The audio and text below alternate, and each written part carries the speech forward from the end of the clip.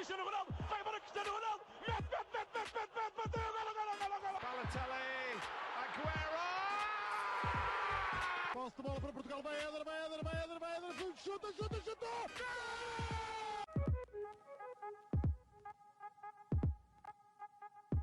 Olá a todos, sejam muito bem-vindos a mais um episódio do nosso podcast, o Hispânica. Hoje estamos aqui para falar de um tema que obviamente converge com o futebol e ajuda ao futebol, mas não é muito usual no nosso podcast. E para isso trouxemos Pedro Cunha Ferreira, da Goalpoint. Olá Pedro, tudo bem? Olá, prazer, obrigado pelo convite em nome de toda a Goalpoint, que não é assim tão grande, mas eu já lá vou, e obrigado pelo vosso convite e pela curiosidade. Obrigado, nós. Assim, muito resumidamente, e o Pedro depois também já vai falar mais em específico sobre o que é a Goalpoint, mas a Goalpoint é uma empresa de análise estatística, basicamente, nasceu em 2014, e o seu grande objetivo é inovar também como é que se vê o futebol, e muitas vezes tem-se aquela expressão de que futebol não é estatística, mas de certa forma a estatística ajuda ao futebol. E é isso também que vamos tentar aqui perceber hoje, de que forma é que isso funciona melhor. E portanto, para começar, acho que era bom, Pedro, explicares um pouco como é que funciona o algoritmo, e qual é que é o método da Goalpoint e também os seus maiores objetivos. Ui, pois, isto é uma semana quente para falar desse tema, não é?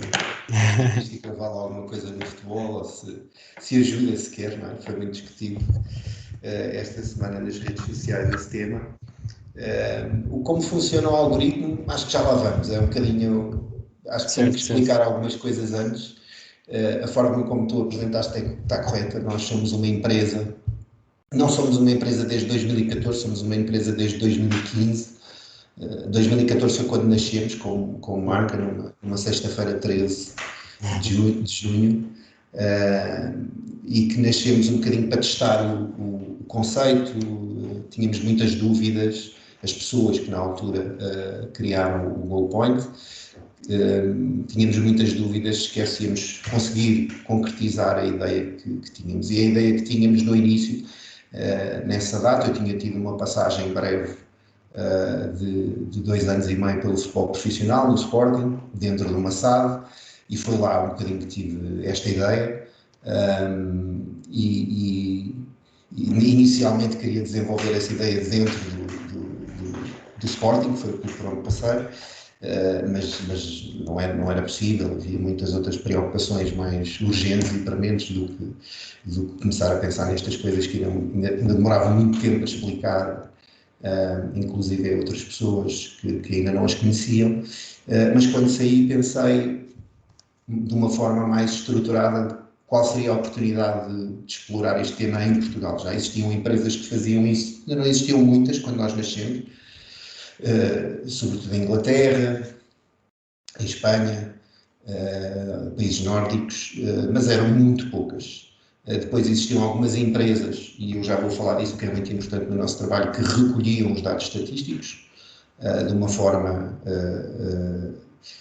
estruturada e contínua de todos os jogos das principais ligas, e não existia aquilo que eu achava que era fundamental, que eram empresas especializadas ou técnicos especializados em transformar esses dados estatísticos em bruto em informação útil ou divertida ou que acrescentasse ao negócio. E comecei a imaginar todas essas utilidades, comecei a imaginar como os dados estatísticos podiam ajudar a escolher de uma forma mais criteriosa ou confirmar a ideia que tínhamos de jogadores, por exemplo, fosse para fazer contratações, fosse para estudar melhor o adversário ou a nossa própria equipa, mas também isto numa vertente mais profissional, mas também inclusive nos próprios mídias. Vocês ainda hoje sofrem um bocadinho disso, mas quando em 2014 isto era muito pior, o conteúdo de futebol em mídia era exclusivamente foras de jogo,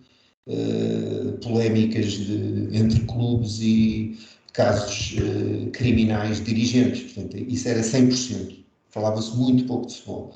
A parte analítica do futebol, e não falo só da estatística, falo de tudo o que foi aparecendo e que deu origem a coisas que na altura eram impensáveis, como o Canal 11, por exemplo, em que se tenta falar sobretudo só de futebol, não existia em 2014 e isso fazia muita confusão, sobretudo porque pensávamos que existia uma série de marcas que estão sempre muito interessadas em estar associadas ao futebol, e na altura tínhamos aqueles programas que hoje até já não existem, com o representante do Benfica, do Porto e do Sporting, que passavam 2 horas a tentar dizer aquilo que achavam que tinham que dizer para defender as suas cores e nem sequer aquilo que acreditavam que era bom para o futebol. E eu comecei a imaginar todo este tipo de utilizações, ou seja, comecei a imaginar que os dados também podiam servir para isto, podiam servir para pôr as pessoas a falar do futebol, do que fazem os jogadores, do que fazem os técnicos, do que fazem as equipas, e ter um discurso e um debate muito mais positivo em redor do futebol. Mas isto era tudo teoria na minha cabeça. Tinha a teoria também que tínhamos que fazer as coisas, o que fizéssemos para o público em geral, para os seguidores com que sonhávamos ter, tinha que ser visual, tinha que ser simples, tinha que ser facilmente compreensível, mesmo por pessoas que não tivessem muita experiência estatística ou até matemática. O meu sonho era um bocadinho aquilo que me aconteceu a mim, porque a minha base de formação não é matemática, que é, quando era mais jovem, não gostar dos números ou fugir dos números, sobretudo tive péssimos professores de matemática, não que não tivesse jeito, segundo os testes que fiz para essas áreas, mas porque de facto tive más experiências emocionais em redor dessas disciplinas, mas fazer com que essas pessoas quase que descobrissem que gostavam de números através do futebol e através daquilo que nós viéssemos a fazer, e que aqueles que já gostavam de números e que tinham essa propensão aderissem facilmente, a parte visual. Portanto, mas isso eram tudo, quando começámos em 2014, eram tudo teorias na nossa cabeça. Nós começámos em 2014 e só conseguimos fazer porque fizemos uma parceria com a empresa que na altura se chamava Opta, que agora chama-se Stats Performing, que é a empresa líder mundial na recolha dos dados estatísticos de vários desportos, mas sobretudo de futebol é onde eles são mais fortes, e são os fornecedores oficiais da estatística da Premier League, da Bundesliga, da La Liga, da Liga 1. Portanto, basicamente as principais ligas são todas Stats Perform, e na altura eu lembro-me que os contactei, andámos ali a namorar durante uns meses largos, porque queria saber mais e queria saber quais eram as condições de poder ter estes dados, e eles chegaram ali nas vésperas do Mundial 2014, portanto agora até vamos fazer aniversário deslocado no calendário disso, mas aniversário, e disseram, olha, decidimos que vos vamos dar os dados todos do Mundial, vamos-vos dar acesso às ferramentas e vocês brinquem com isso, e depois do Mundial nós falamos sobre o futuro. E deram-nos de borla aqueles dados. Depois, passados uns 2 anos, eles explicaram o que é que fizeram isso. Eles disseram que não tinham clientes em Portugal, a não ser um jornal ou coisas que tinha feito umas coisas com eles, não tinham clubes, não tinham ninguém. E que as perguntas que eu estava a fazer sobre os dados ao longo daqueles meses anteriores eram mais avançadas e interessantes do que muitos clientes que eles já tinham há muitos anos. E eles começaram a sentir que nós íamos tratar bem os dados, e que podia ser uma oportunidade deste tema ganhar expressão em Portugal. E nós tivemos essa sorte também. E depois correu muito bem no Mundial, nessa altura, fazemos umas coisas muito arcaicas, algumas ainda estão no site. E estávamos a aprender, a primeira vez que olhámos para aqueles números todos assustou-nos, não é? Aquilo era muita informação, perceber todas aquelas variáveis, o que é que significavam, as rasteiras que os números às vezes têm, são coisas que até hoje estamos a aprender. Isto não é um trabalho que nunca termina, até porque estão sempre a surgir coisas novas. E correu bem esse Mundial, tivemos muitas page views, digamos assim, no site, que foi a primeira coisa que a gente fez até antes das redes sociais. E no final do Mundial decidimos continuar. Eles criaram condições para nós continuarmos, que nos permitissem, que na altura não era um projeto comercial, continuar. Pronto, e começámos aí o nosso caminho até hoje, sempre em 2 mundos. Um mundo que vocês provavelmente conhecem melhor, que é aquilo que nós fazemos no site, nas redes sociais, que é público, e depois há uma parte invisível, que também podemos falar mais à frente, que é tudo aquilo que fazemos com agentes, clubes, treinadores, jogadores, inclusive outros mídias, por vezes, agências de comunicação que representam os jogadores, e essa parte não é tão visível porque nós não expomos isso, não é? Como é óbvio. Embora exista alguma informação no site sobre isso, normalmente é muito telegráfica, porque é um trabalho, digamos, de consultoria privado, não é?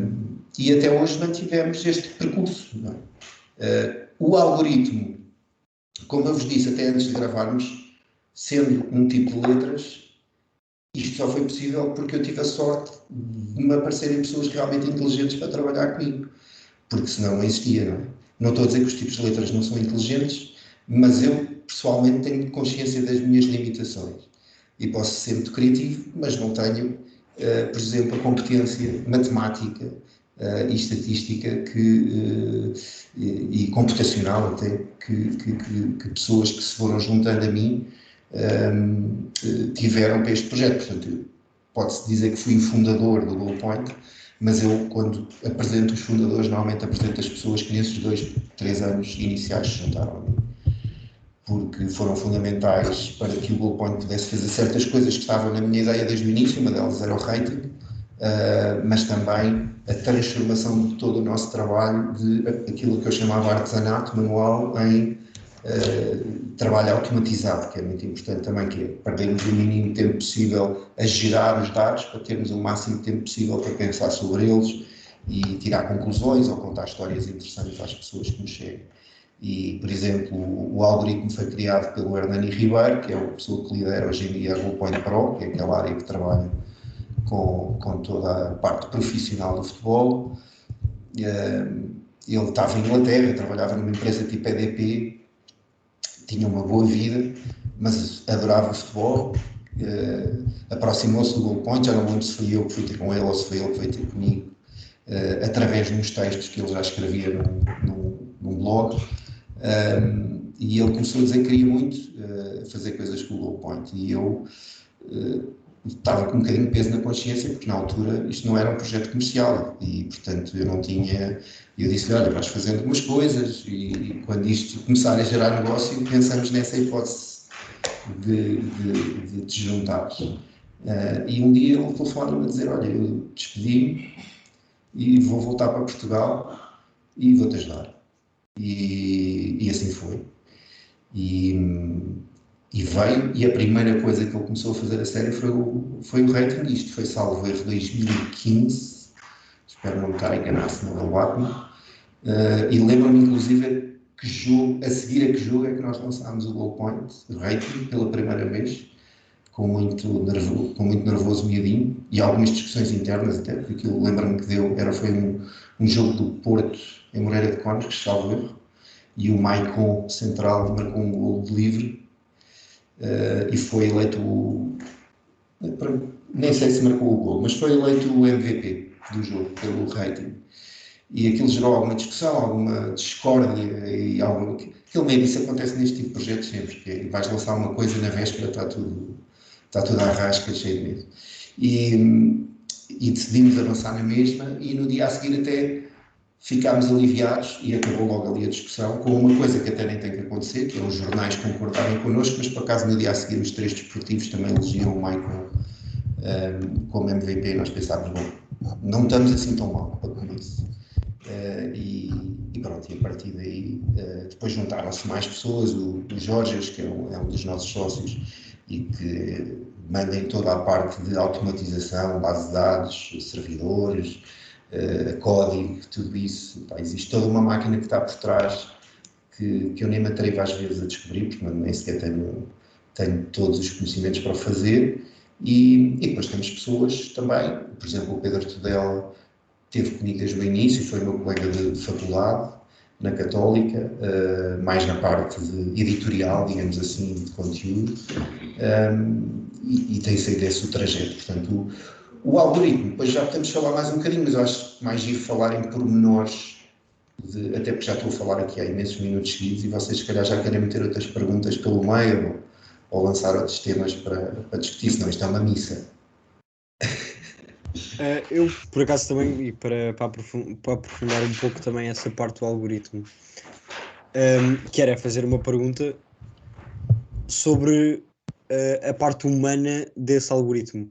Ou seja, não é a questão da visão pessoal sobre as estatísticas, mas sim, por exemplo, mesmo nisso do rating, se existe algum toque humano ou se é tudo e apenas e só matemática.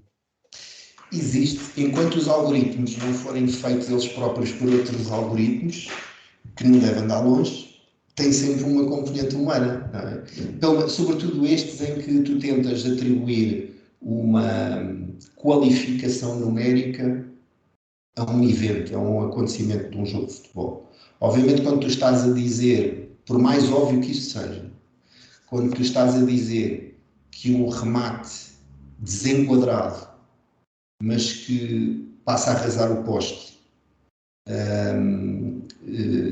tem mais valor do que um remate enquadrado à figura do guarda-redes que ele recolhe com facilidade com as duas mãos, estás a tomar uma decisão subjetiva.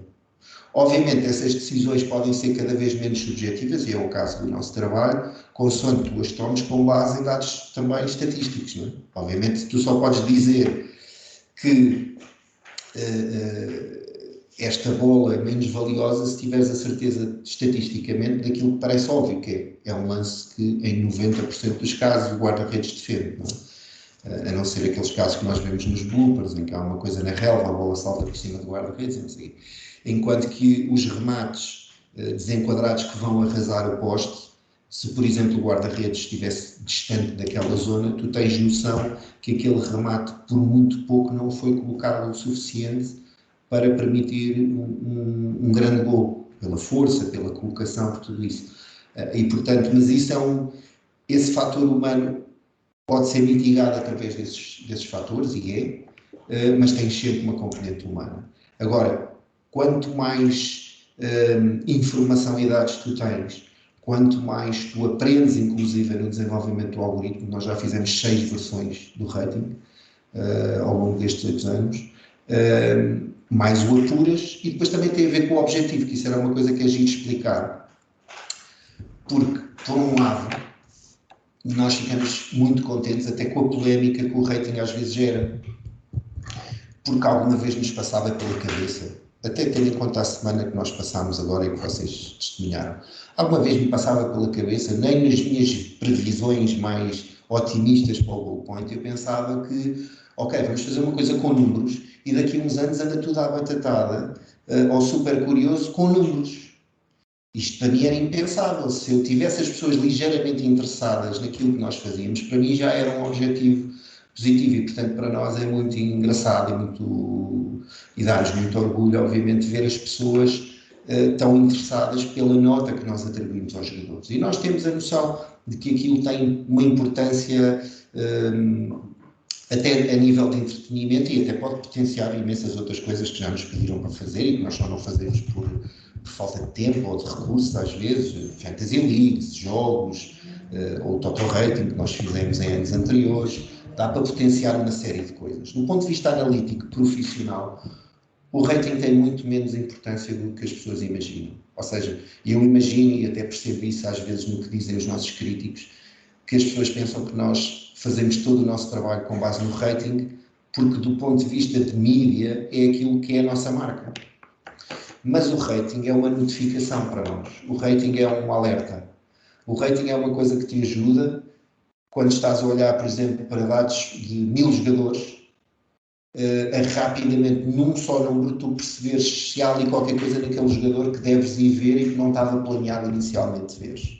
E tanto pode ser pela positiva como pela negativa. Ou seja, jogador que ninguém fala, ou tu próprio tens um preconceito sobre aquele jogador, e de repente está com um rating elevado, espera aí, convém eu ir ver porque é que ele está com o rating, e falo sobretudo de ratings acumulados, mas também pode ser ao jogo também acontece muito. Aliás, o tema que foi debatido esta semana tem muito a ver com isso.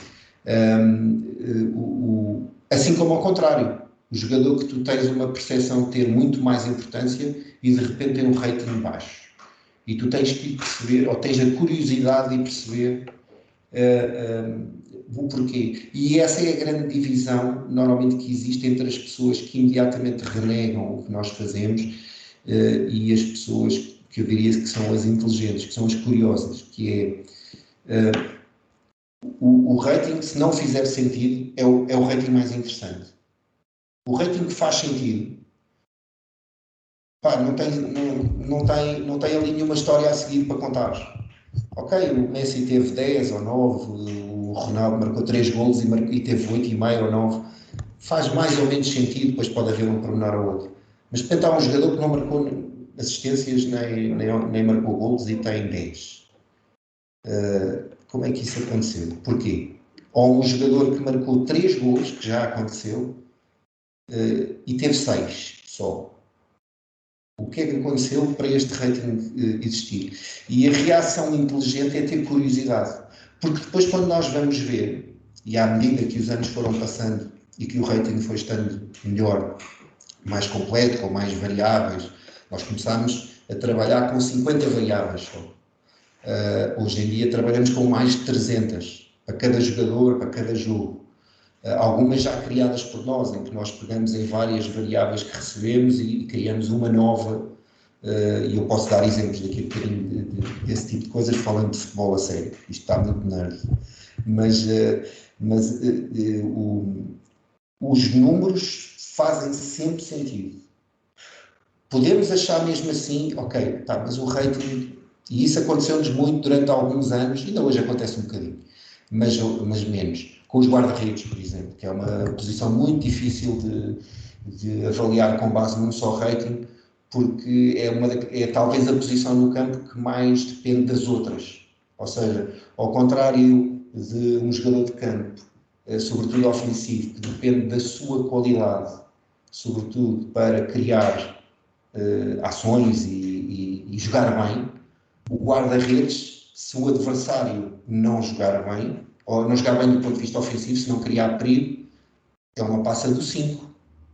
A não ser, em alguns casos excepcionais, de guarda-redes que jogam muito bem com os pés e que já são quase livres, sobretudo no futebol atual, mas é muito difícil. Portanto, mas na maior parte dos casos, o rating, quando nós depois vamos tentar perceber porque é que o rating é alto ou baixo, está lá uma história por trás, e às vezes até estão coisas que nós não nos apercebemos durante o jogo. E isso é muito engraçado de perceber. Agora, para nós o rating é um alerta. O rating é uma chamada de atenção. Nós tivemos um cliente, por exemplo, há uns anos, brasileiro, uma agência grande, a agência do Vinícius. Ainda estava ele no Flamengo, já estava comprado pelo Real Madrid, mas estava no Flamengo ainda.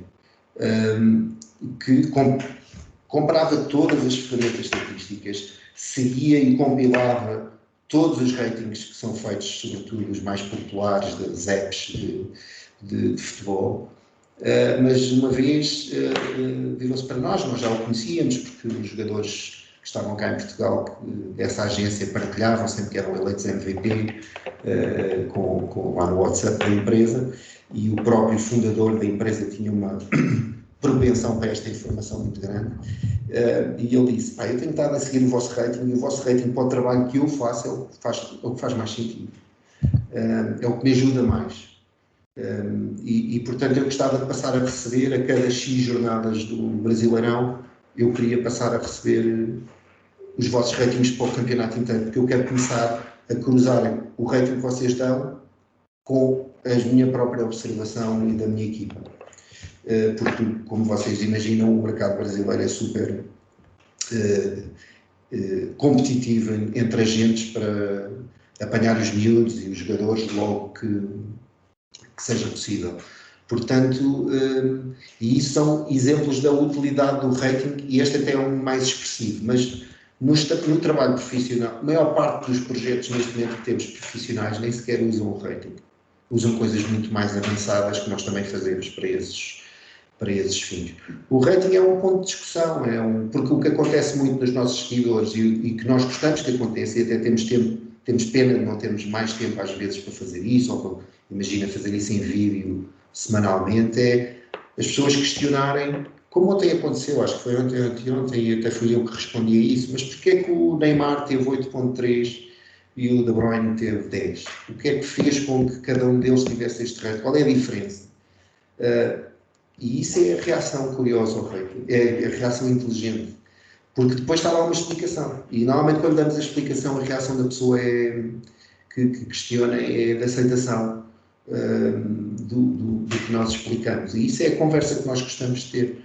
Obviamente que a polémica que gera, e vocês veem, nós brincamos muito com isso também, para nós é interessantíssimo. Até nós, desde que lançámos o rating, tomámos uma opção metodológica, que sabíamos que ia ser sempre polémica, que é, o nosso rating é muito mais baixo, em média, do que o rating da SofaScore, ou da Footmob, ou da WhoScored, ou até da Squawk, quando se fazia, propositadamente. É uma razão metodológica, porque nós, para já, queremos que o rating seja mesmo de 0 a 10.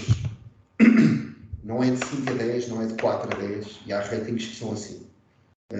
E eu respeito isso, mas do ponto de vista estatístico não tem utilidade. Eu percebo que tenha que ser assim, por exemplo, para uma app dirigida ao público em geral, porque convém as pessoas estarem satisfeitas com os ratings e não se zangarem tanto com o rating como provavelmente se zangam connosco, com o nosso, mas para nós a utilidade, nós queremos que o que é especial sobressaia mesmo, quando estamos a olhar para os dados. Portanto, quando vemos um 7, ou um 8, ou um 9, aquilo é mesmo um chamariz para perceber porquê. Enquanto que se um jogador bastasse entrar em campo, jogar uns minutos e ter os atacadores apertados e ter 6.0, isso ia nos dificultar muito a capacidade de olharmos, por exemplo, imagina para os ratings de um jogo ou de uma competição ao fim de 10 jornadas e perceber quem é que realmente estava a fazer tudo especial, porque íamos ter os ratings concentrados, a média de ratings concentrada muito, muito acima. Portanto, é uma razão metodológica. Podíamos ter 2 ratings, podíamos ter um profissional e um para os seguidores, mas achámos, não, vamos usar aquilo que fazemos até para ser diferente dos outros, até para ter mais valor, ou seja, as pessoas sentirem, ok, quando saem 10, de facto, houve aqui qualquer coisa do outro mundo. E nós queremos isso, nós preferimos isso, mesmo que isso de vez em quando faça com que as pessoas se zanguem connosco. Se calhar também para introduzir aqui outro aspecto que até tem a ver com aquilo que estás a falar de, por exemplo, um jogador que faz um hat-trick tem 6 e um jogador que não marca nenhum gol nem faz nenhuma assistência tem 10. Isso, por acaso, é um aspecto que eu aprecio bastante, que é não só aquilo, porque há estatísticas que toda a gente vê e depois há estatísticas mais ao pormenor, que é mais difícil de analisar e que temos de estar a contar todas as ações do jogo para realmente termos uma análise fidedigna do que aconteceu com esse jogador. E portanto era para perguntar se não são, às vezes, nem os gols nem as assistências, quais são as ações a que dão mais importância durante o jogo. Pois, isso é uma coisa que gera muita polémica e é das coisas que nós mais gostamos no nosso rating, exatamente por isso que tu estás a dizer, que é, se o rating só traduzisse aquilo que não necessita de rating para se perceber que é importante, não tinha grande utilidade. Isso era um rating tipo FIFA, que é, ok, marcou 3 golos, menos de 9 não tem. E o interessante é exatamente ir tentar perceber, ok, mas então marcou 3 golos e fica com 7. E normalmente isso torna... Hoje em dia, quando olhamos para isso, nós já sabemos mais ou menos porque é que acontece. Sobretudo porque, a não ser jogos internacionais que nós vemos depois, por exemplo, jogos da Liga nós vemos todos.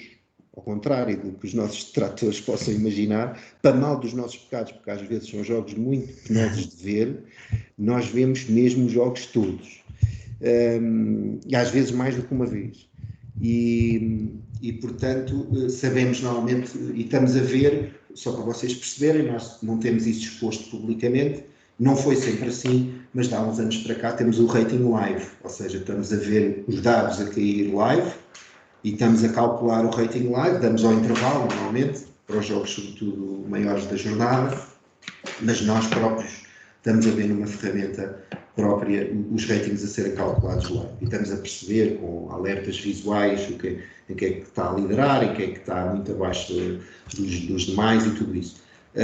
E, portanto, há uma coisa óbvia que acontece no rating, que é, e isto falando dos jogadores de campo, guarda-redes fica à parte, que é, quanto maior a intervenção, ofensiva ou defensiva, ou ambas, de preferência, o jogador tiver no jogo da equipa, mais beneficiado é estatisticamente. Ok? Isso é logo um ponto. Depois, não basta ter muita quantidade, mas tem que se perceber, e isto é tudo pesado, o sucesso e o insucesso. E depois vai ao detalhe do sucesso e insucesso contextual, que é, por exemplo,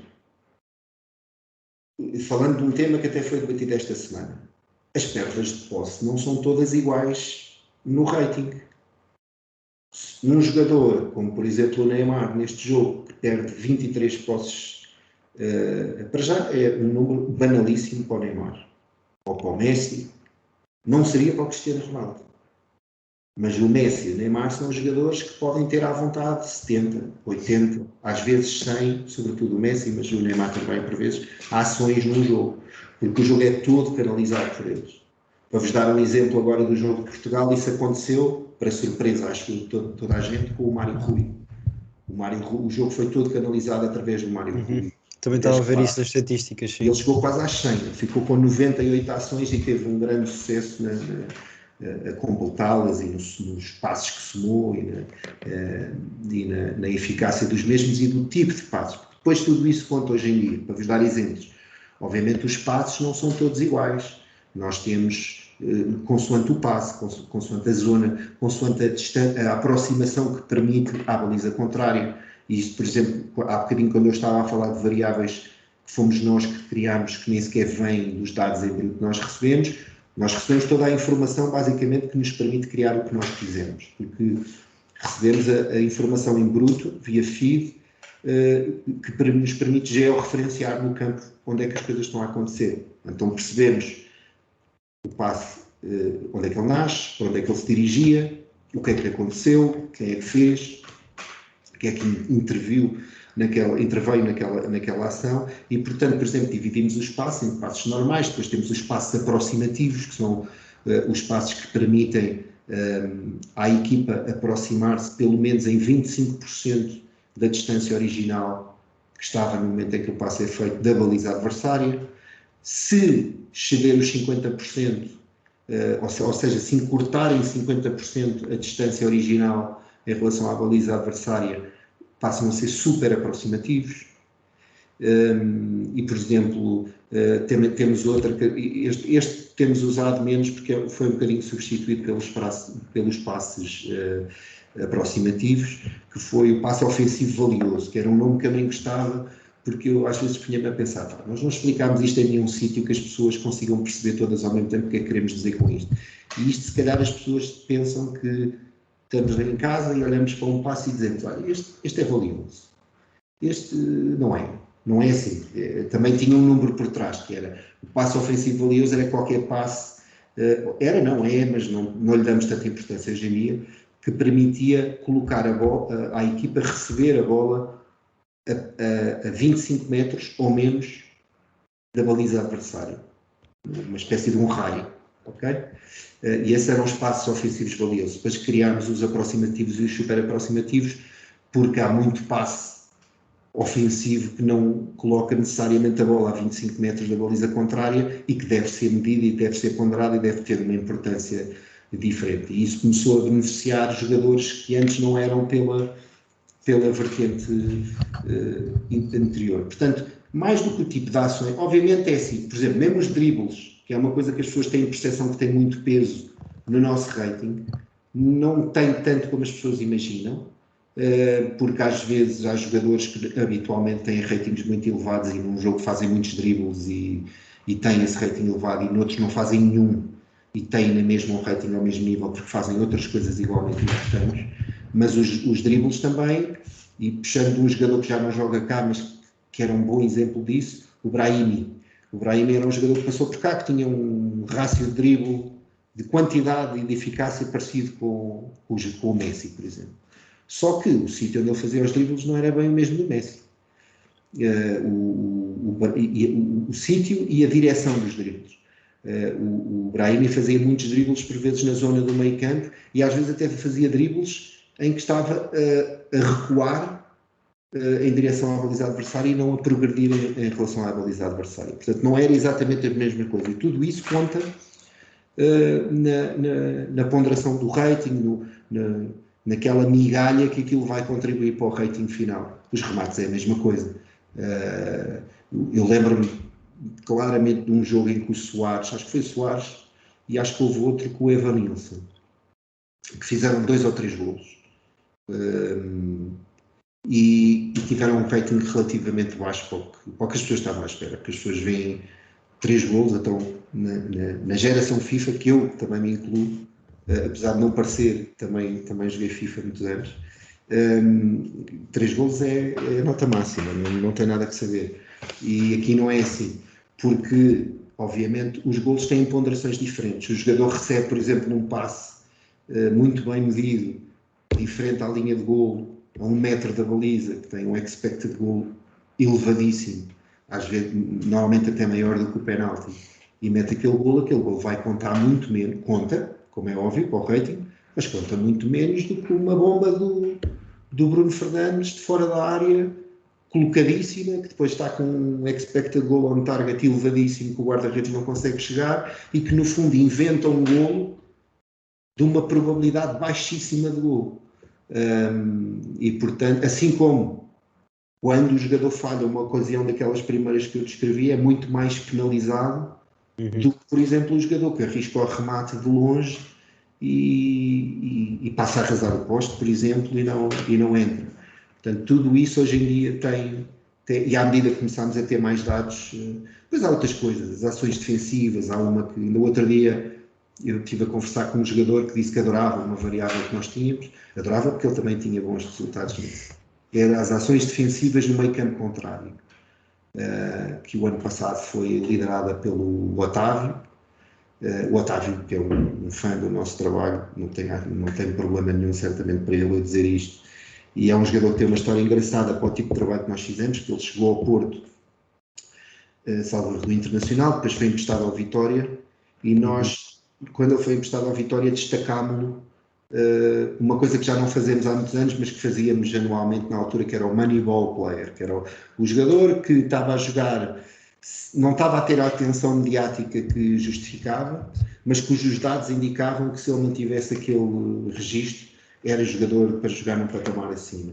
E uma das características que o Otávio já tinha na altura, e ele na altura jogava muito mais como média ofensiva atrás do avançado, era exatamente uma capacidade atípica para somar ações defensivas no meio campo adversário, que não era comum nos números que nós víamos dos outros médios ofensivos.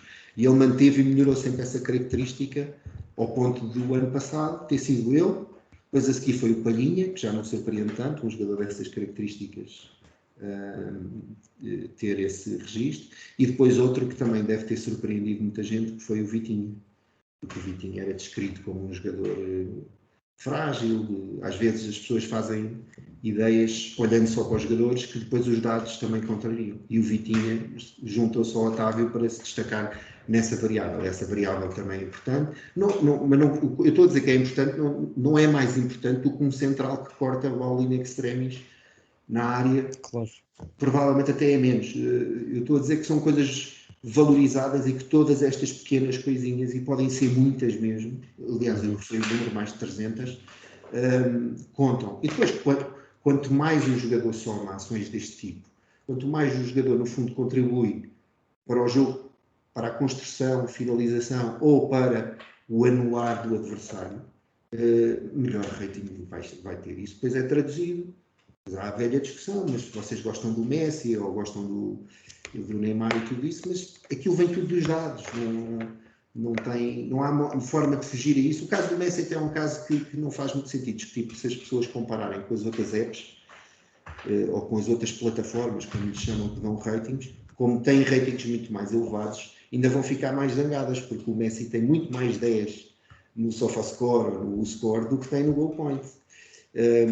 Agora, quando tem no Goal Point, tem nessas plataformas também. Porque, de facto, ele tem ainda hoje uma participação no jogo muito, como é que eu ia dizer, anormal do ponto de vista quase alienígena, da quantidade de ações e o peso que ele tem nas ações que a equipa cria. Obviamente, a partir de um certo momento da carreira, as equipas passaram a jogar para ele, estes jogadores, as equipas jogam para eles. E isso também ajuda muito. Eles recebem, por exemplo, aqueles passos aproximativos que eu estava a dizer, estes são os jogadores que recebem 10, 11, 12, porque a equipa tenta colocar a bola naquele jogador para ele fazer a diferença, ou para ele ajudar a começar a construir aquilo que vai fazer a diferença. E esses jogadores normalmente têm ratings brilham mais no rating. E também agir descobrir jogadores que, por causa disso, às vezes não têm o crédito que se calhar deviam ter. Essa foi a coisa mais gira de começar a trabalhar com o rating. Foi que nós começámos a reparar em jogadores quando víamos que as coisas começavam a ter um padrão positivo, e sabíamos que, pronto, daqui a um mês e meio, os comentadores começam a falar disto. Mas nós já estamos a ver aqui. E essa é a grande utilidade dos dados. Os dados, o trabalho que o Goal Point faz, em princípio, nunca vai descobrir coisas que as pessoas que percebem de futebol não consigam descobrir, sem usar dados. A diferença é que normalmente conseguimos descobrir mais cedo, mais rápido, e isso é muito importante no futebol. Ou conseguimos anular os vícios humanos, que é, estou a ver um jogador que gosto muito, ou um jogador com quem almocei a semana passada, ou, por exemplo, eu a semana passada almocei com o Tyler, do Casa Pia. Provavelmente, se o rating fosse atribuído por mim, manualmente, os próximos jogos do Casa Pia, mesmo que eu achasse que isso não ia influenciar, ia influenciar. Enquanto este trabalho é feito com base em dados, obviamente assumindo-se a idoneidade de não tocar nos dados por este tipo de fatores, isso nunca irá acontecer, e isso é muito bom, porque isso acontece com todos nós, e quem achar que é, como é que eu ia dizer, que não é influenciável por aquilo que influencia todos os seres humanos, está a mentir a si próprio. Tudo nos influencia, tudo influencia a nossa opinião, e como nós vemos em todas as outras coisas da nossa vida, nós às vezes pensamos coisas que percebemos mais tarde que eram muito profundamente imbecis. Porque não tínhamos a informação toda, porque estávamos convencidos de uma coisa e tínhamos a certeza absoluta, que é uma coisa que raramente existe na vida, e se tivermos coisas factuais que nos ajudam a perceber, ok, tenho razão, é mesmo isto que eu penso, ou afinal as coisas não são bem como eu pensava, só nos podem ajudar. Isso nos podem ajudar no momento em que decidimos comprar uma casa, ou que decidimos que curso é que vamos tirar, ou vamos olhar para números, não é? Quando vocês escolheram o vosso curso, provavelmente, além daquilo que gostam de fazer, também ponderar, olha, quem é que está a contratar? Quem é que paga mais? Onde é que eu posso ter emprego? Isso são tudo números. E se alguém chegar ao pé de vocês e disser, olha, tu devias ter escolhido o curso pelas tuas próprias, por um impulso, não vos está a dar um bom conselho. É a mesma coisa aqui. Os dados ajudam a descobrir coisas mais depressa, a confirmar coisas mais depressa, ou a mandar-nos ver novamente porque não vimos alguma coisa, ou porque estão a dizer o contrário, inclusive, daquilo que estamos a pensar. E isso é um trabalho muito giro.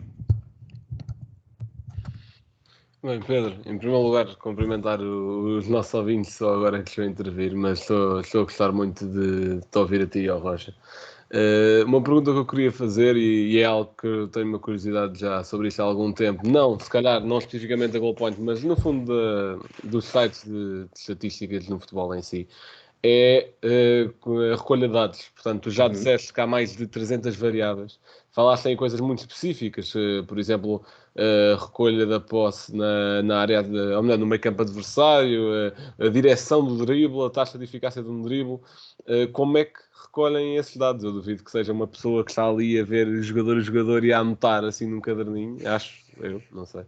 Não é bem como tu estás a dizer, mas ainda tem muito essa parte. E essa, até te devo dizer que foi, para já acho que vai ser o grande salto que esta área irá dar na próxima década, não só no futebol, mas noutros desportos. No futebol será um processo mais curioso, porque o futebol é muito mais difícil de recolher e de analisar do que outros desportos mais simples, onde a estatística até está muito mais estabelecida, como o basquetebol, o beisebol, o futebol americano. Porque é que nesses desportos a estatística é muito mais, está muito mais implementada e popular? Porque não é só porque os americanos são muito fãs disso, que também é verdade, mas porque são desportos em que as ações são muito curtas. Ou seja, quando começas uma jogada e acabas uma jogada, normalmente não tem nada a ver com o futebol. No futebol, em última instância, tu podes ter uma jogada desde o apito inicial até ao intervalo. É possível, uma jogada ter 45 minutos, nunca deve ter sucedido, mas é possível. No basquetebol, no beisebol e no futebol americano ainda menos, isso é impossível. E portanto são coisas são desportos muito mais fáceis de recolher e de analisar e de até tirar conclusões sobre números que influenciam os resultados. Também são jogos em que normalmente a acumulação de pontos gera muito menos surpresa do que no futebol, e é por isso que gostamos tanto de futebol. Mas ainda eu posso dizer que a Stats Perform tem vários centros onde são recolhidos dados. Um desses centros é cá em Portugal, em Aveiro. Foi a meio da relação connosco que eles mudaram para Aveiro, porque este centro existia em Espanha, e eles fazem lá a recolha de todos os jogos da Liga Portuguesa, fazem também da Liga Espanhola, e faziam, pelo menos da vez que eu lá fui, para alguns desportos americanos. E era uma coisa gira de se ver, porque aquilo parecia uma empresa de consultoria de bolsa. Portanto, eram workstations com não sei quantos monitores, e depois vê-los trabalhar ainda era mais engraçado e cansativo, porque de facto ainda é feito por pessoas, com apoio de software proprietário da Stats Perform, mas ainda é feito por pessoas. As equipas, pelo menos quando eu vi, cada jogo era feito por 3 pessoas. Havia duas pessoas a recolher e a classificar dados e a tagar ações, e depois havia uma terceira que tinha um controle de vídeo para aquelas jogadas mais confusas ou em que eles têm que tomar decisões, quase como ao VAR, mas antes do VAR ter existido, porque eu vi isto muitos anos antes de existir VAR, e em que eles tinham que decidir exatamente se a bola tinha tocado num jogador, ou se tinha sido um autogol, ou se tinha sido uma assistência, e tinham que perceber muito bem o que é que classificavam, e faziam isto para o jogo todo. Eu vi 10 minutos disto e fiquei cansado. E depois perguntei à Opta, eles disseram, cada equipa só fazia 2 jogos por dia, exatamente porque cada equipa de 3, porque era um trabalho muito cansativo fazer 90 minutos disto. Mas depois, e isso também é o que separa a Opta com quem nós trabalhamos de outros concorrentes, passado 24 a 48 horas vinha outra equipa de 3 elementos fazer novamente aquele jogo, quase como uma situação de auditoria. E depois as coisas tinham que bater certo. Quando não batessem certo, eram revistas e eram categorizadas outra vez. Porquê? Porque, como vocês imaginam ou sabem, isto começou a ser muito popular, em primeiro lugar, na Premier League. Os clubes da Premier League têm todos um gol contra lá dentro, todos. Podem, por vezes, dependendo do treinador, que isso também acontece nos outros países todos, não ligar nenhuma àquilo. Ou diretor de scouting, e estão lá uns tipos a trabalhar e durante um ano o que eles fazem é para o boneco. Mas todas têm, e todas recebem dados Stats Perform, e todas, inclusive, não digo todas, mas a maioria, desenvolve as suas próprias ferramentas e as suas próprias análises com base nesses dados. E, portanto, aquilo tem que estar, sobretudo para efeitos de scouting, tem que estar impecável. E, portanto, a Stats Perform faz essa recolha 2 vezes. E depois também tem uma coisa que diferencia completamente dos outros, e só assim é que nós conseguimos fazer aquilo que fazemos nas redes sociais e no site, são os únicos que fazem isto live. Não fazem para todas as competições do mundo, mas que estão um número cada vez mais crescente. Os jogos estão a acontecer e nós estamos a receber os dados com 1-2 minutos de delay face ao que aconteceu na realidade, ou no tempo real, digamos assim.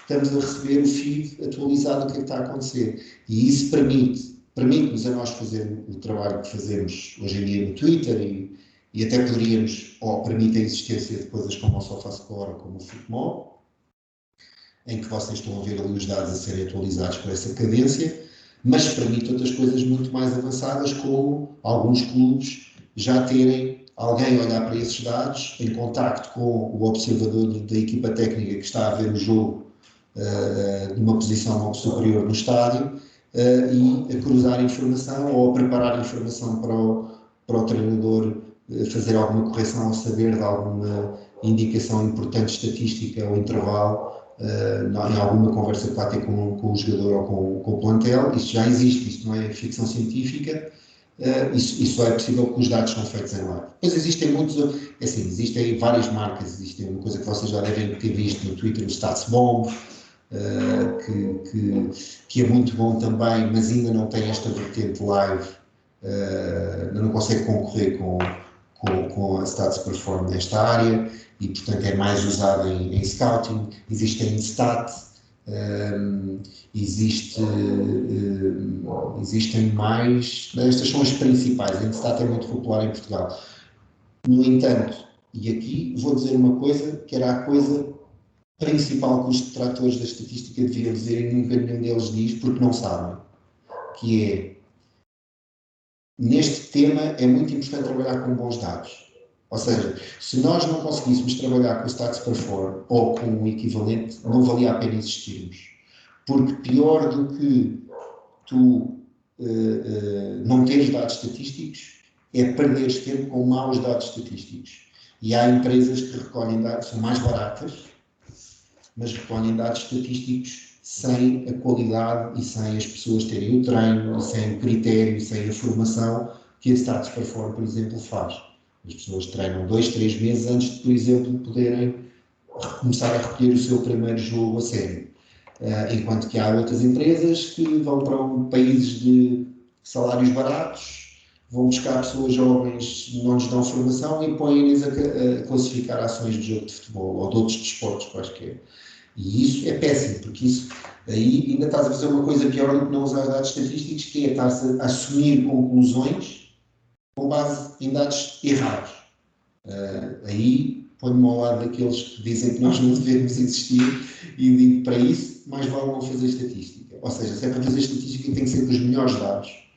Da mesma maneira que se fores comprar uma casa e vieres a descobrir que afinal não tinha a sala ou a casa não tinha 150 metros quadrados, tinha 120, porque tu não soubeste medir e pagaste o preço de 150, vais ficar bastante zangado. É exatamente a mesma coisa aqui. Portanto, a qualidade dos dados é determinante. E é um trabalho de fazer. Eu, por acaso, inclusive, já sugeria a pessoas dos mídias, do jornalismo, fazerem uma reportagem lá, porque é uma coisa engraçada de se ver.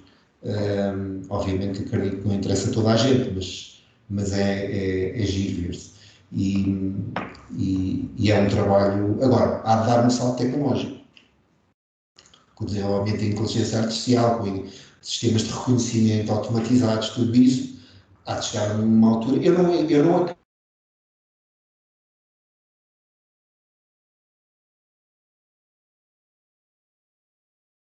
Nós sabemos que há muita complexidade, às vezes, na compreensão do que é um lance, do que foi uma ação, mas a libertação do lado humano, do trabalho fastidioso de recolher e classificar tudo, acredito que há de ter um salto tecnológico, até se calhar muito em breve. E isso também pode ter outra vantagem que é fundamental, que é tornar os dados mais baratos. Os dados são muito caros. Nós só conseguimos fazer este trabalho até hoje porque a Stats Perform nunca se esqueceu por um lado, porque a Stats Perform nunca se esqueceu de que tivemos um papel pioneiro cá em Portugal e isso refletiu sempre no preço, digamos assim, e também porque lhes arranjámos alguns clientes a eles novos, tudo isso, também porque tivemos o nosso papel, e por outro lado porque temos tido patrocinadores e nomeadamente eu tenho que referir a Bwin, porque a Bwin é fundamental nesse papel, que muito mais do que o retorno que lhes trazemos, muitas vezes apoiam-nos porque reconhecem que temos um papel de fazer algo diferente em função àquilo que os mídias normalmente fazem em torno do futebol, porque os dados são extremamente caros. E agora, talvez um dia baixem o valor e isso permita até a mais pessoas aceder a essa informação e termos mais conteúdo e mais análise e mais pessoas nesta área.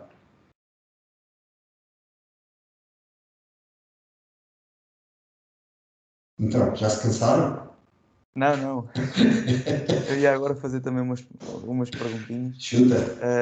Mas primeiro dizer que estou aqui a ouvir esta palestra e basicamente as minhas perguntas estão a ser todas automaticamente respondidas. Quase não falo muito. Não. Mas vou voltar um bocadinho atrás, começar por dar os parabéns por esta empresa, por este projeto. Eu até hoje não conhecia muito da Goalpoint, da sua fundação e todo o que está por trás da empresa em si. Conhecia, como é óbvio, a sua face, ou seja, as suas estatísticas e o que apresenta para o público, mas nem sabia que tinha sido fundada por portugueses. Portanto, em primeiro lugar, os parabéns por um grande projeto que já é reconhecido internacionalmente.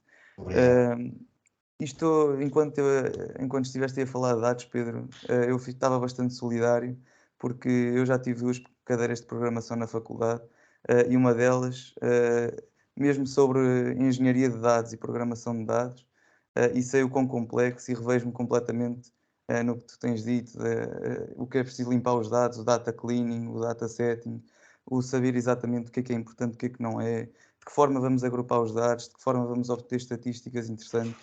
Eu acho que tudo isso que tens dito tenho revisto completamente. E então, mais uma vez, parabéns, porque isto não é um trabalho nada fácil. E eu numa cadeira de faculdade consigo compreender isso, quanto mais numa empresa da vida real, com o impacto que tem a Goalpoint. Mas pronto, passando esta parte à frente, vou então fazer mesmo uma pergunta. Que basicamente também já tens falado aqui do que é da diferença dos dribles, que não é um drible para trás, não conta a mesma coisa com um drible aproximativo da área, um drible contribua para uma jogada de perigo, até aquela história dos passos aproximativos, passos super aproximativos, que eu não fazia ideia que tinha em consideração percentagens e diminuir 25% da distância original para a baliza, não fazia ideia disso. Portanto, nem fazia ideia que havia tanta matemática atrás da Goalpoint. Mas ainda a minha pergunta a minha pergunta em questão é, eu li, estive a ler, não sei se é verdade, é isso mesmo que eu gostava de saber, que um golo, por exemplo, um golo feito por um jogador, faça um 6-0, por exemplo, num jogo, ou um golo que dê uma vitória, ou seja, esteja 0-0 e faça um golo e seja o golo da vitória, não tem o mesmo peso, ou tem?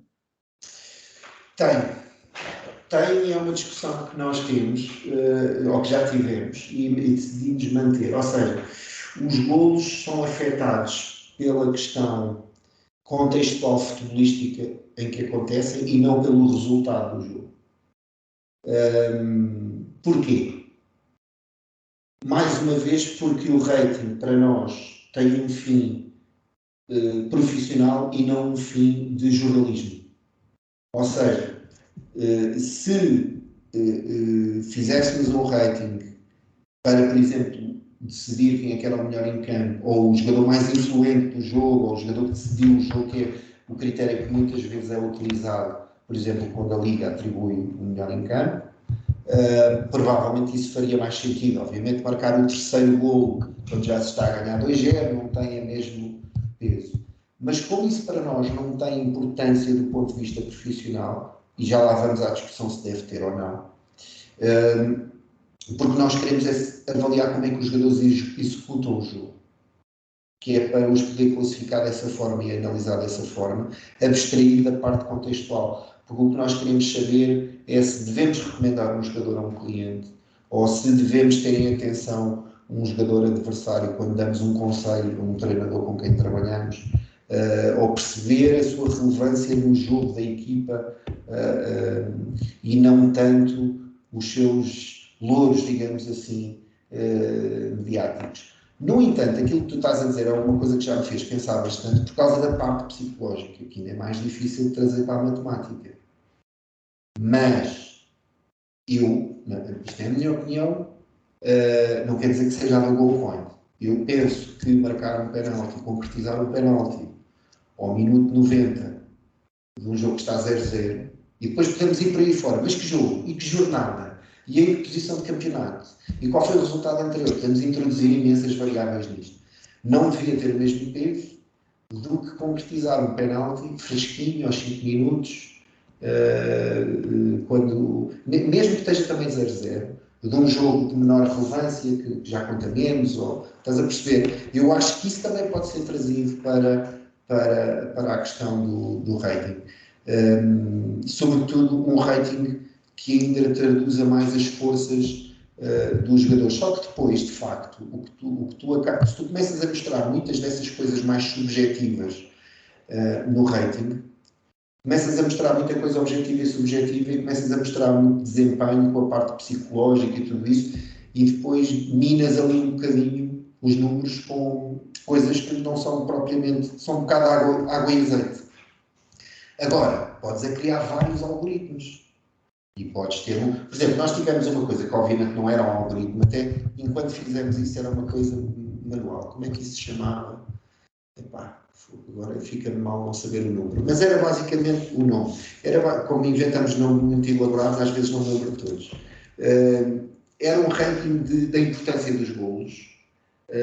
E depois tínhamos uma pontuação, fazíamos isto para a Liga Portuguesa, que eram golos que tinham permitido o empate, golos que tinham permitido a vantagem no marcador, golos que tinham decidido o jogo, e consoante o tipo de golo que o jogador marcava, tinha uma pontuação diferente, e aquilo depois acabava, e eu lembro-me que acontecia coisas giras, tipo um jogador do Boa Vista, que só tinha marcado 8 golos no campeonato, mas tinham todos dado ou um empate ou a vitória.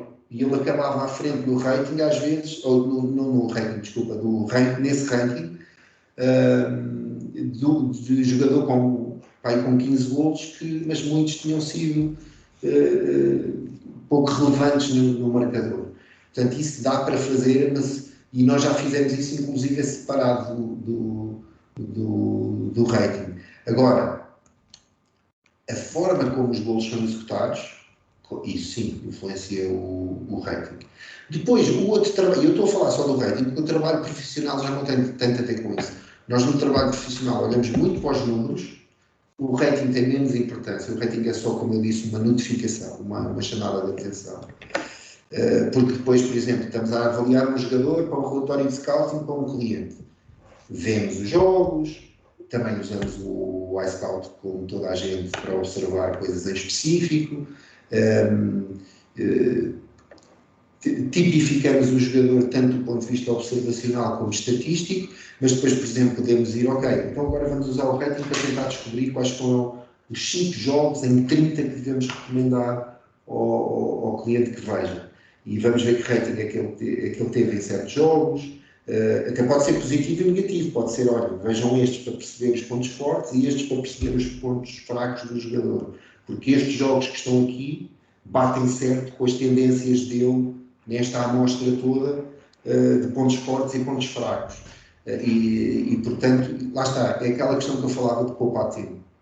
Porque eu lembro-me quando passei pelo Sporting, que não existia nada disto, lembro-me de termos, inclusive, aquele scout que esta semana falou, o Pedro Brandão, que era do meu tempo, do Sporting, e que disse que o data scouting agora tem muita importância no scouting do Sporting, e até falou no Santos Justo como exemplo. Ele na altura estava a começar no scouting, e eu lembro-me deles irem ver torneios jovens, na América do Sul, África, em que os clubes mandam todos scouts para observar.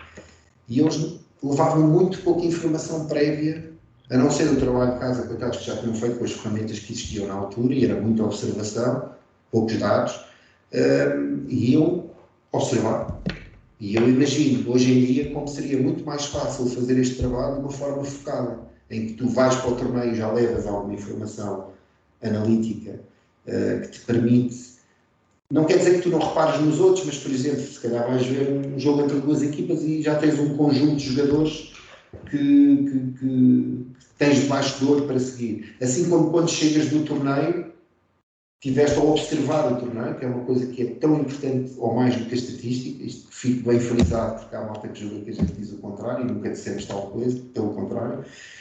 O que nós defendemos é isto que eu vou descrever a seguir, que é chegas do torneio ou tiveste a observar o torneio e vais pegar na data, ou vais ter com o teu colega de data e ele vai-te dar os ratings, os indicadores, as tendências, e tu vais cruzar com aquilo que observaste. E vais perceber o que é que bate certo, o que é que não bate certo, o que é que te pode ter escapado, e vais poupar tempo. Faça aquilo que eu descrevi antigamente. Vais poupar tempo, vais ter mais certeza, mais segurança naquilo que recomendas, naquilo que dizes, a mesma coisa na observação dos adversários, e portanto, agora, isto é um caminho longo, mas isto só para perceber que a parte do profissional, ainda falámos pouco sobre isto, vai beber muito pouco à parte do rating, que é o mais visível. O que nós mostramos nas redes sociais e tudo isso é apenas uma amostra muito curtinha, e não é só por opção. Tu não podes fazer um MVP card daquele que a gente faz com 300 variáveis, ou 200 ou 100, tens que escolher 6 ou 7, que as pessoas tenham paciência de ler, que é o que nós fazemos. E para vocês perceberem, e aí sim entra o tipo de sofisticação que nós temos também na parte profissional, aqueles cartõezinhos são feitos automaticamente, e as variáveis que lá estão, não é uma pessoa que está a escolher uma a uma para lá colocar, é o sistema que sugere para este jogo, para este jogador, o que vocês devem mostrar é isto.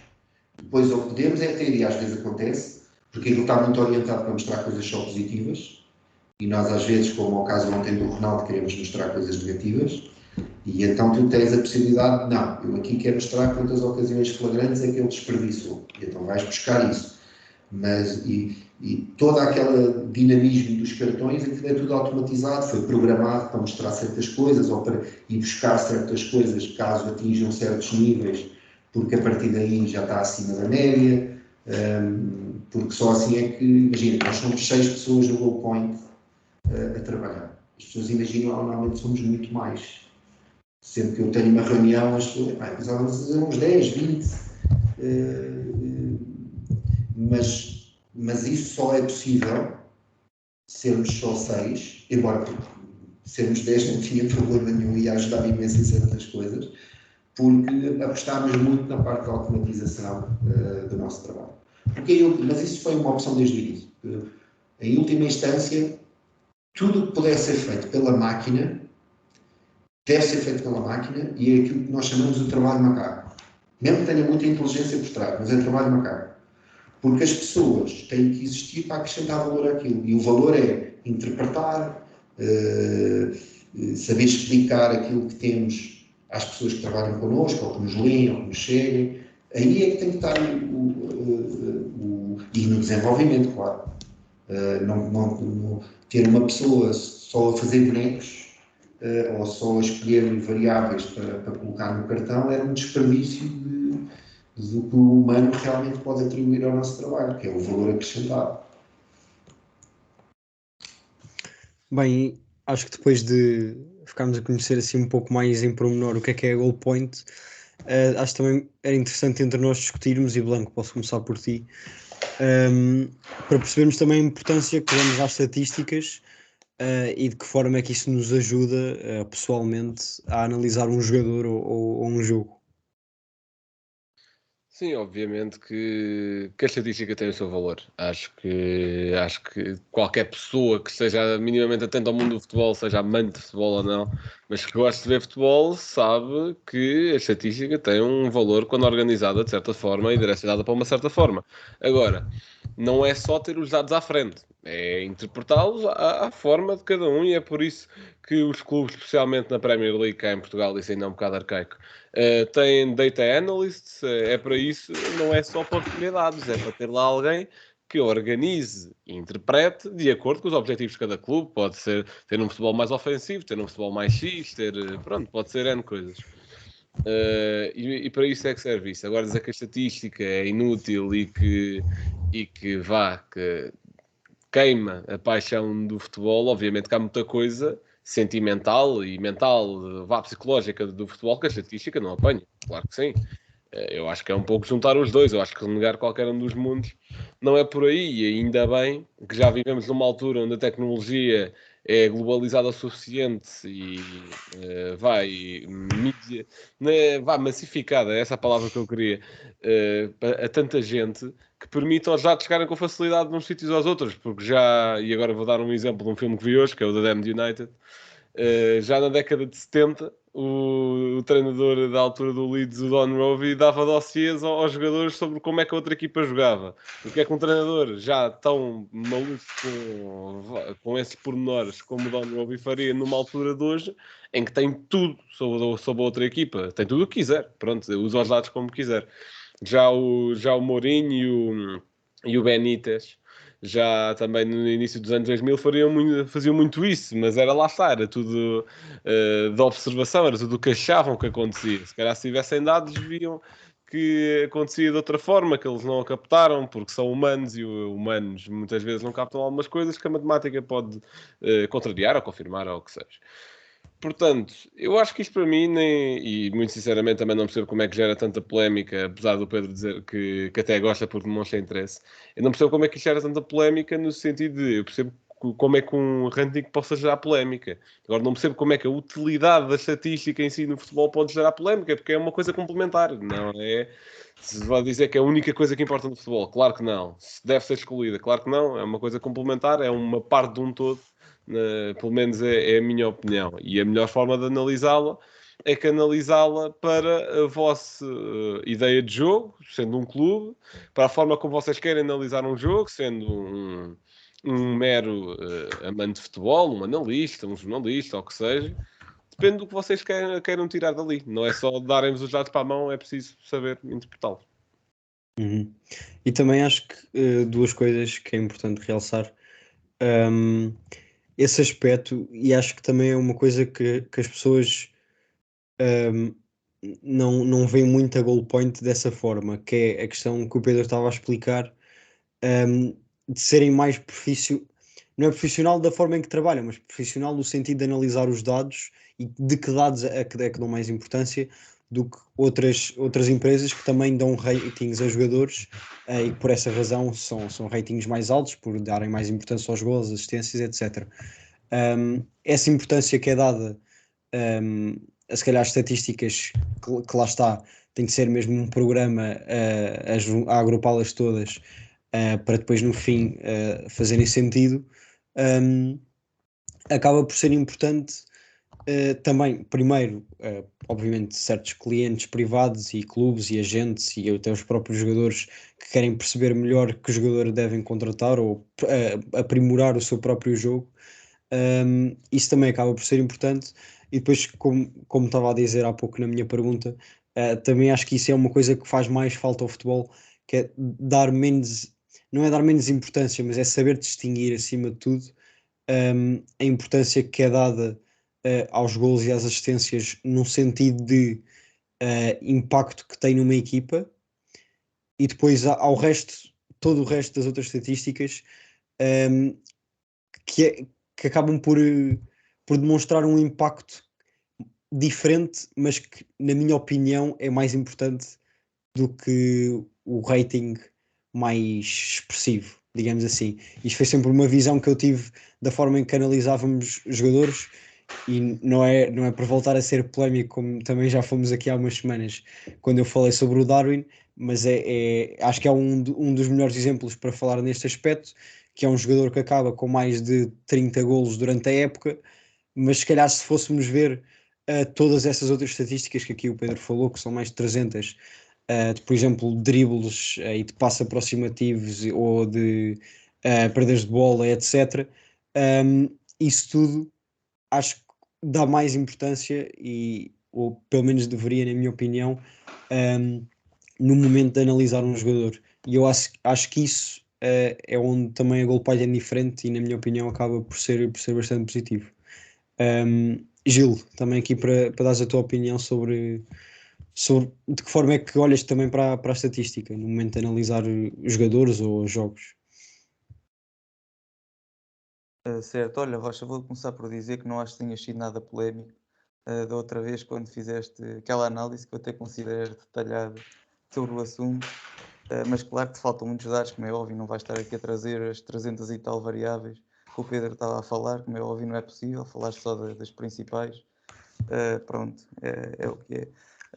Mas agora, passando mesmo à tua pergunta, eu acho que as estatísticas são essenciais para se analisar num jogo de futebol. Aliás, as estatísticas são essenciais em tudo hoje em dia. A matemática está em tudo o que possamos ver e não ver. Portanto, cada vez há mais estatísticas e cada vez tem um papel mais importante. Mas eu não acho que as estatísticas contem por si só o que foi o jogo. Por exemplo, já vimos vários exemplos em que uma equipa faz 20 remates, 10 à baliza, a outra faz um remate à baliza e ganha o jogo. E se fosse pelas estatísticas não chegávamos a essa conclusão nunca na vida. Mas o que as estatísticas têm de bom é que permitem avaliar de forma objetiva e de forma igual todos os jogadores, ou seja, não colocam barreiras a níveis clubísticos ou qualquer nível pessoal ou assim em termos de jogadores, ou seja, é objetivo para todos os jogadores de forma igual.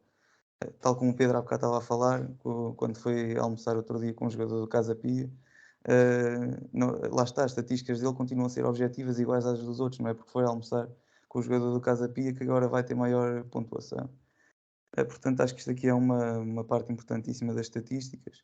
Depois, para fazer scouting, também o Pedro já esteve aqui a falar que os clubes muitas vezes olham para a evolução dos jogadores, para a evolução das estatísticas dos jogadores, e é muito por aí que se calhar também fazem os seus movimentos de mercado e procuram contratá-los. Às vezes corre bem, outras vezes não, porque lá está, as estatísticas podem ser uma coisa num dia, mas noutro já ser diferente. Por exemplo, se um jogador tiver uma percentagem de passes certos de 80 e tal por cento, normalmente num dia acontece-lhe alguma coisa, está desgastado psicologicamente, tem 50% de acerto de passes.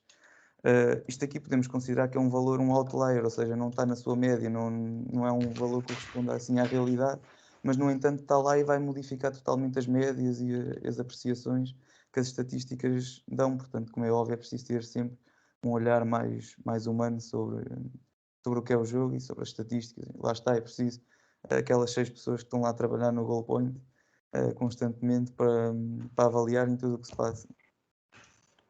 Se me permitem, só para dar aqui 2 ou 3 notas. Força.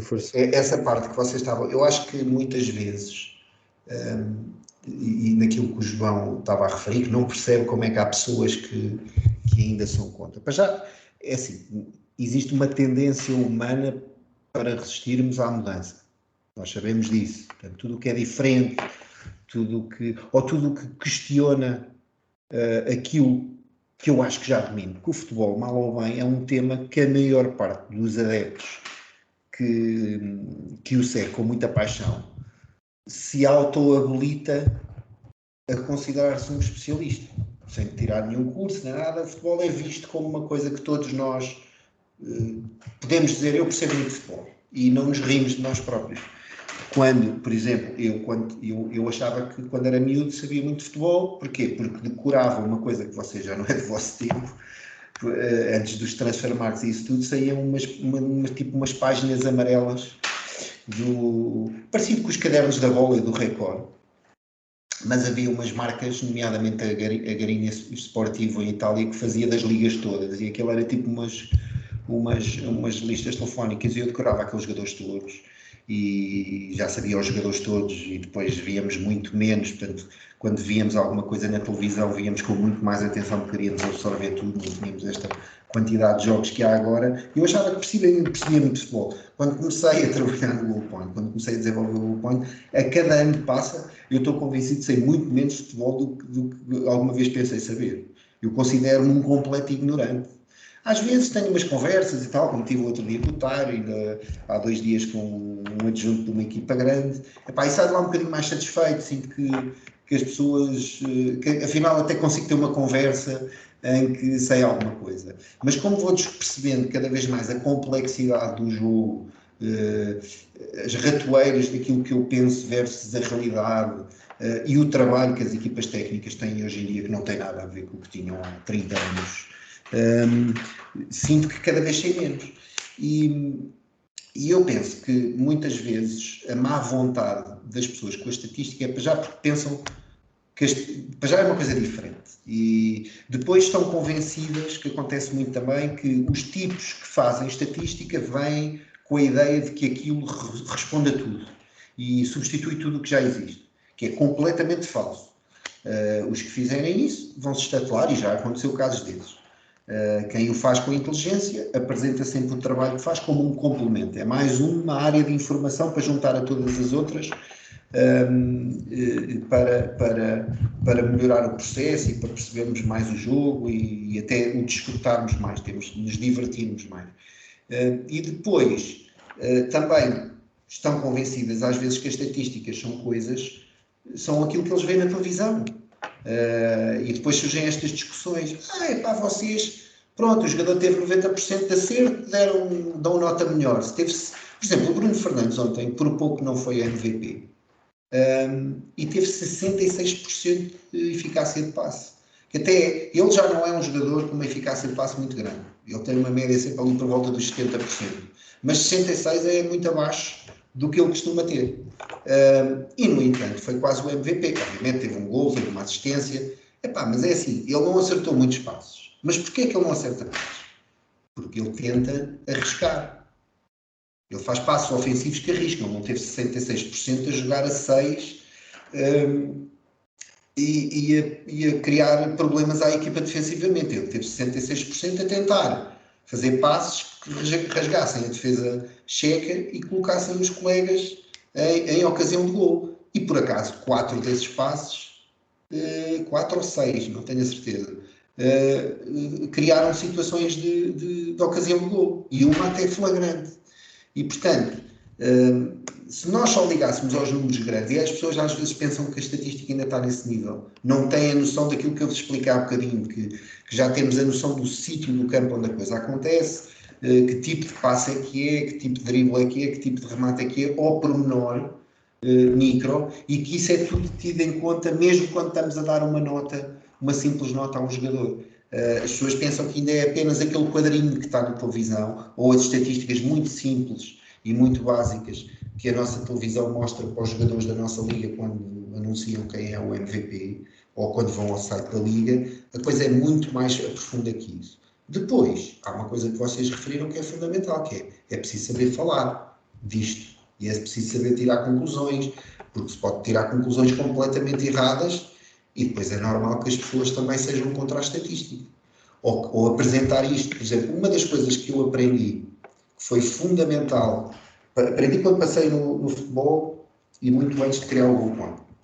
E trouxe para o Goal Point e acho que consegui convencer o resto da malta a trabalhar assim quando trabalhamos com clubes e com treinadores e jogadores e agentes, e que eu acho que nos corre muito bem, que é, e isto para fazer uma crítica às pessoas do nosso meio, é que muitas vezes os analistas, os estatísticos, sobretudo nas redes sociais, fazem coisas que deviam fazer a pensar nos seus potenciais clientes, os treinadores, os agentes, os clubes, e fazem a pensar nos colegas.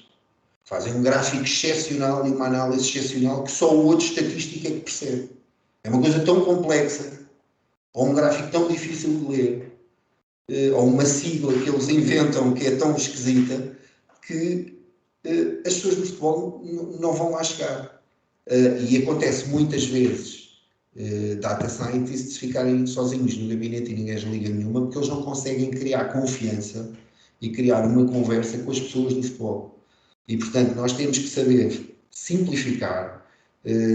Se um relatório que nós achávamos que tinha que ser feito em 5, 10 páginas, o melhor é conseguirmos arranjar a maneira de ele ter só 2 páginas. Senão a equipa técnica, uma equipa que trabalha connosco, não vai perder tempo a ler 10 páginas de uma coisa que nós façamos. A não ser que tivesse a certeza que naquelas 10 páginas estava alguma coisa que fazia, sem dúvidas, ganhar o jogo. Mas isso não existe na estatística. É outra expectativa errada sobre a estatística. As pessoas pensam, a estatística vai matar a magia do futebol porque eles só vão descansar quando isto tudo for previsível. Não, isso é o horóscopo. Isso é a Maia. Não é a estatística. Aliás, vocês vão reparar que nós não fazemos nada preditivo. Porque isso normalmente costuma dar grandes alhadas. Porque as pessoas, por vezes, têm a tendência de ok, isto é ciência, portanto vai-me ajudar a prever o futuro. Se nós conseguíssemos com a ciência prever tão bem o futuro, não estávamos no estado em que estamos hoje, em tudo o resto que nos rodeia. Portanto, o que a estatística no futebol permite é compreender melhor o que está a acontecer, ou o que acabou de acontecer. O jogo, a competição, a nossa equipa, o treino, seja o que for. Que é para nós olharmos para aquilo e tirarmos dali conhecimento que nos permita tomar melhores decisões no próximo jogo, no próximo treino, nas próximas contratações, e aí sim, se calhar estaremos mais perto de ganhar. Ou mesmo no campo das apostas, se fosse só com estatísticas, estava toda a gente rica e com apostas, porque toda a gente acertava nos resultados, e isso não existe nem vai existir, sobretudo num desporto tão complexo como o futebol. Vai haver sempre o lado imponderável ou o lado de variáveis que nós não controlamos, e portanto o que a estatística faz é compreender, e isso é exatamente o mesmo objetivo que fez com que aparecessem scouts e que aparecessem observadores de jogo e que aparecessem comentadores altamente especializados em desconstruir o jogo e explicá-lo. São tudo tentativas de compreender melhor a realidade. Para ganharmos, para reconhecermos melhor quem é que são os bons jogadores, quem é que são os bons treinadores, o que é que fizeram de especial. E a estatística é só mais uma, só comete números. É só essa a diferença. E a parte do profissional é muito importante aquilo que eu estava a dizer, e é um conselho quase que eu deixo para... Há muita gente, e nós sentimos isso também na nossa caixa de correio, que quer começar a trabalhar nesta área, ou está a estudar esta área, quer um dia tentar fazer alguma coisa nesta área, e é muito importante falar a linguagem das pessoas do futebol e simplificar a informação, porque senão elas não nos vão dar atenção, e nós acreditamos que nos casos com quem temos trabalhado, fomos conquistando essa confiança, porque pensamos em função de quem trabalha connosco. Tentamos ocupar o menos tempo possível, simplificar ao máximo o que apresentamos, apresentar tudo numa linguagem que as pessoas do futebol percebam e que seja a linguagem do futebol e não do estatístico, porque são eles, em última análise, que vão dar sucesso ou insucesso àquilo que nós partilhamos com eles. Portanto, e tem corrido bem, eu acho que tem corrido bem. Nós temos parceiros, o primeiro e mais emblemático, não foi o primeiro, mas o mais emblemático é o Abel, com quem nós trabalhamos desde 2016, salvo erro, ainda estava no Braga, e temos trabalhado com eles até hoje, e é um trabalho exemplar, porque é quase um case study para nós, porque nos permitiu, dependendo do clube por onde ele passou, permitiu-nos trabalhar com eles, ou com os clubes e com eles, em tudo, desde o scouting à preparação pré-jogo ao pós-jogo, e tem sido uma coisa muito compensadora, mas temos outros também que têm aparecido ao longo do tempo, também agentes e clubes, e a chave é sempre esta. E obviamente era isso que vocês estavam a dizer, isto é uma parte muito invisível que as pessoas não imaginam, mas também é disto que nós vivemos, digamos assim. Por exemplo, eu acho que nós achamos super engraçado aquelas lógicas que às vezes existem de as pessoas sonharem muito, por exemplo, a questão do Messi. E eu acho que é o sinal mais óbvio da nossa idoneidade no trabalho que nós fazemos. Por isso, quando nos chamam mentirosos ou dragões e tal, é uma coisa que nos faz sorrir, não há outra forma de dizer. Porque a coisa mais fácil para uma empresa portuguesa como a nossa tão pequenina, tão especializada, que apareceu a fazer uma coisa que ninguém sequer sabia que ia dar importância, ou quanto mais precisar. O mercado não pedia o aparecimento da GoalPoint. As pessoas aprenderam a gostar do que nós fazemos e a seguir-nos e a apoiar-nos e começaram a ter curiosidade como profissionais, mas não havia uma procura por isto. Para nós o que era fácil era meter lá uma linha de código a dizer que ao longo destes 8 anos o Cristiano Ronaldo nunca podia ter menos de 7,5. Quanto mais o Messi ter mais 10 do que eu. E mais vezes. Eu nunca tive provas disso, felizmente, mas eu acredito que há pessoas que não nos garantem por causa disso. Assim como há pessoas que nos dão muito valor por causa disso. Porque sabem que somos idóneos, porque sabem que o que está nos dados e nas nossas ferramentas é o que nós fazemos e o que nós apresentamos. Não andamos aqui, se trabalhamos com um agente, por exemplo, os jogadores dele não estão a ser beneficiados no algoritmo. Nunca nos pediram isso também. É uma coisa que eu devo dizer, é bem das pessoas e dos clubes e agentes que trabalharam connosco. Nunca ninguém nos pediu, olha, aí os meus jogadores têm que passar a ter um rating diferente. Nunca aconteceu. Nem nunca também ninguém se zangou connosco, que também é muito engraçado, ou espremiu essa zanga por ter um mau rating. Às vezes há brincadeiras. Já nos aconteceu o jogador da Seleção Nacional, da por cima uma hora que devia estar a dormir, há muitos anos, portanto devia estar de folga e devia estar animado, e viu o rating e mandou uma mensagem brincalhona a dizer: o Mister, então me chamou o Mister. Vocês não gostam de mim, já percebi. O Mister não gosta de mim, nunca me dá um rating como deve ser, e nós respondemos da brincadeira, a dizer: não, olha, tu neste jogo tiveste não sei quanto, mas estava a brincar, está tudo bem, não sei. E assim como tivemos casos de jogadores excepcionais que se interessam muito, que tentam perceber, e eles próprios chegam à explicação, por exemplo, o Bruno Fernandes que eu estava a referir é um ótimo exemplo. Acho que ele vai ser treinador, porque ele pensa nestas coisas. Quando ele teve o primeiro 10 da carreira, que já foi depois de sair cá de Portugal, ele disse que já tinha pensado no tema e sabia porque é que não tinha 10 tantas vezes como seria de esperar. E falou exatamente desta questão da eficácia de passe no último terço, ou no meio campo adversário, e no comparativo dele com tipos como o De Bruyne, ou como o Messi, ou como outros, que fazem a mesma coisa que ele faz, mas têm um bocadinho mais de eficácia ao fazê-lo. E ele teve a pensar naquilo, e isso para nós também isso foi talvez o fator que mais nos surpreendeu ao longo destes 8 anos, e que naquelas minhas previsões iniciais não estava nada no programa, que foi os jogadores terem tanto carinho pelo nosso trabalho e darem tantos sinais de que nos atribuem credibilidade, de que atribuem importância quando são MVPs e quando nós os destacamos ou quando aparecem nos nossos tops. Os constantes sinais que eles dão de apreço por isso e de orgulho é também para nós um orgulho, porque no fundo nós trabalhamos com base naquilo que eles fazem em campo. Muito bem.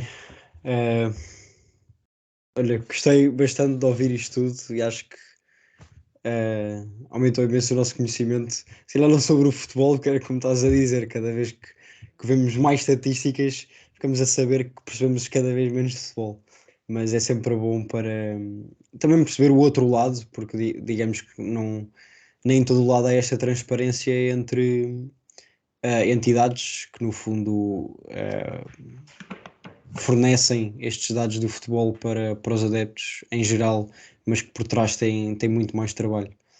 E portanto também obrigado por isso. Estamos quase a chegar ao fim do episódio, vamos passar às nossas rúbricas. Blanco, força. Bem, agora penso nisso. Bem, em primeiro lugar dizer que lá está, este episódio foi um só sei que nada sei, e obrigado também ao Pedro por me explicar um bocadinho isso melhor. Mas agora também pensando um pouco sobre isso, eu devo ser a pessoa que traz mais estatísticas para aqui, porque a minha rúbrica sendo o facto, e lá está sendo, e passando a redundância, o facto algo factual, algo que não se pode mexer, algo que é assim porque é assim, muitas vezes também vou buscar estatísticas, nomeadamente para adequar a um certo tema, quando falamos de uma certa equipa de qualquer coisa. Ontem foi o jogo da seleção, Portanto, trago aqui que, apesar do Diogo Jota não... Lá está, para mim, não ter tido a melhor das exibições, porque, pronto, perdeu muitas vezes a bola, mas isso, se calhar, sou eu que estava a embirrar mais com outra coisa, apesar de ter marcado um gol. Desde que Diogo Jota se esteve pela seleção A em novembro de 2019, ninguém marca mais de cabeça do que ele. Portanto, marcou 5 vezes contra a Chequia, contra a Turquia, contra o Azerbaijão, contra o Luxemburgo e contra a Sérvia. E pronto, lá estava, até fiz a ordem ao contrário, comecei pelo mais recente. Portanto, é isto. E antes de passar ao momento cultural da Rocha, voltar a repetir um momento cultural que eu sempre dei ao bocado, que é o The Damned United, que é um filme de giro para quem quiser perceber mais do futebol inglês da década de 70 e 80. Rocha, força. Bem, eu vou recomendar aqui algo que nós também já falámos no nosso Twitter, que foi o jogo de caridade de um canal de YouTube que são os Sidemen, que fizeram um jogo entre os jogadores que participam no seu próprio canal e outros youtubers, entre eles, se calhar, mais conhecidos que SI, também o todo de boxe, ou por exemplo, na outra equipa, um rapaz que agora anda muito na baila, que é o Speed. Já agora, foi... Rocha, já agora, deixa-me agradecer publicamente ao Speed, porque graças à sua grande habilidade futebolística, a nossa conta atingiu o tweet com mais interações sempre, tipo, com 1000 likes ou uma Olha, coisa. se vocês quiserem ver, nós não temos, infelizmente, mas esse jogo foi coberto estatisticamente pela Stats Perform e as estatísticas estão na aplicação Footmob. Eu acho que já estive a ver que até alteraram pronto. um dos ratings, que era 9.9 e alteraram Sim, para sim. 10. Os ratings do Footmob eu não recomendo muito. Eu digo, pronto, obviamente eu acho que o nosso rating é o melhor para jogos. Acho que o SofaScore ainda muito próximo. O Footmob eu acho uma ferramenta excepcional que eu recomendo, sobretudo para acompanhar o jogo, até porque tem uma forma muito interessante de mostrar os expected goals, que é uma coisa que agora a malta acompanha e até quando nós já não colocamos, toda a gente pergunta por isso. Agora, em termos de ratings não é sempre interessante, mas as estatísticas desse jogo estão lá. Esse Speed não teve grande rating, Pois não. mas deu espetáculo, que eu vi isso. Exato. Não conhecendo a regra do fora de jogo é mais complicado. E foi interessante, obviamente, também angariaram mais de 1 milhão de libras para a caridade, também é sempre importante. E pronto, tem no canal deles de YouTube, chamam-se Sidemen.